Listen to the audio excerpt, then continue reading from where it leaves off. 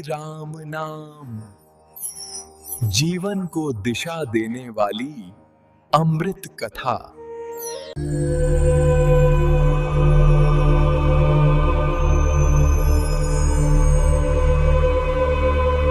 दिव्य राम भजन।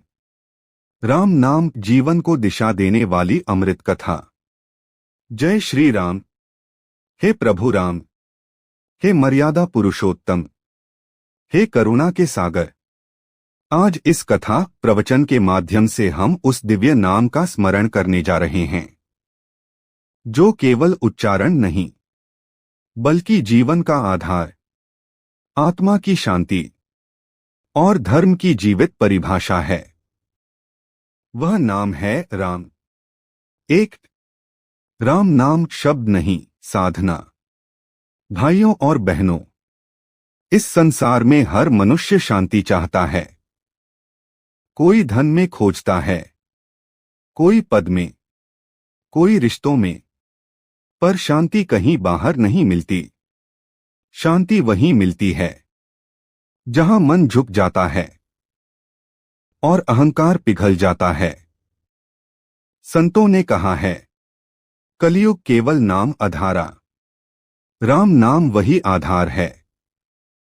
यह नाम मंत्र है, यह नाम औषधि है, यह नाम दीपक है जो जीवन के अंधकार में प्रकाश करता है। जब हम कहते हैं राम, तो यह केवल दो अक्षर नहीं रहते, यह बन जाता है विश्वास। दो श्री राम का स्वरूप मर्यादा की मूर्ति।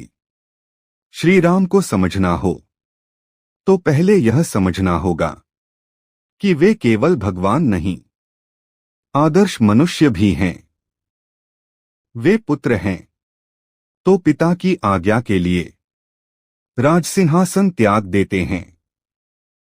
वे पति हैं तो एकनिष्ठता का आदर्श बनते हैं। वे भाई हैं तो भरत के प्रेम में आंखें नम हो जाती हैं।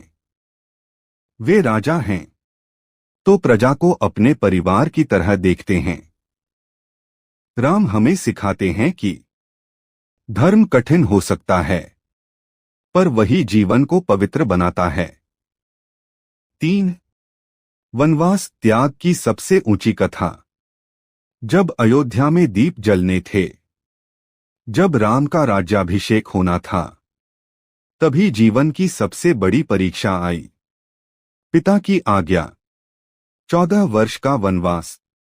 न कोई प्रश्न, न कोई विरोध। राम ने बस इतना कहा, पिताजी की आज्ञा ही मेरा धर्म है। भाइयों, यही राम है। आज हम छोटी सी बात पर धर्म छोड़ देते हैं, रिश्ते तोड़ देते हैं। राम ने सब कुछ छोड़कर धर्म को चुना।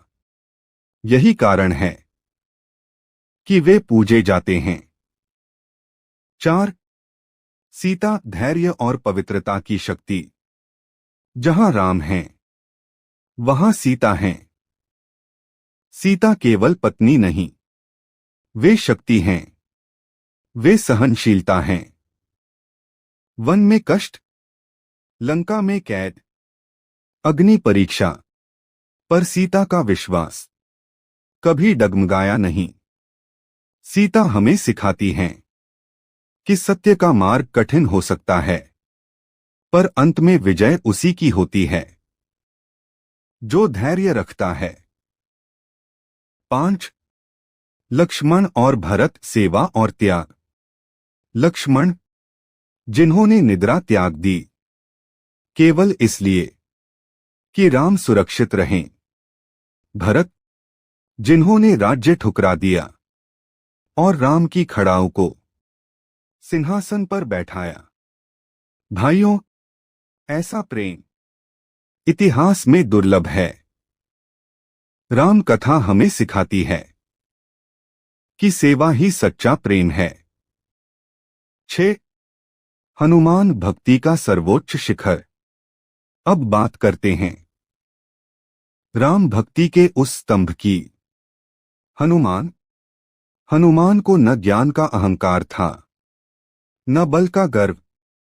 उनका एक ही परिचय था, मैं राम का सेवक हूं। जब सीना चीरकर राम सीता को दिखाया, तो संसार ने समझा भक्ति क्या होती है। राम भजन में जब हनुमान का नाम आता है, तो हृदय स्वयं झुक जाता है। 7 राम सेतु विश्वास का पुल। समुद्र के सामने खड़े होकर राम ने कहा, पहले विनय फिर शक्ति।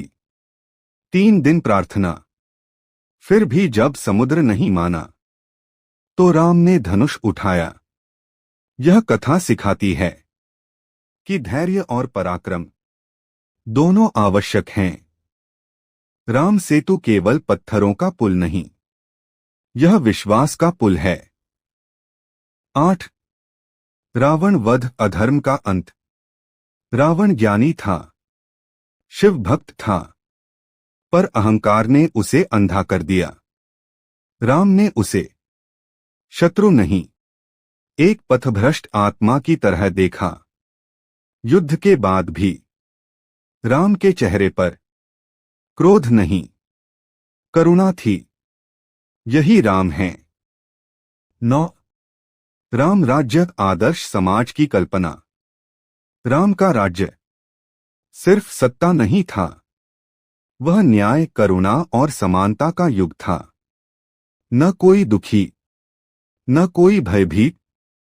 राम राज्य आज भी हमारे आदर्शों में जीवित है। 10 राम भजन जीवन का सार। भाइयों और बहनों, दिव्य राम भजन केवल सुनने के लिए नहीं है, यह जीने के लिए है।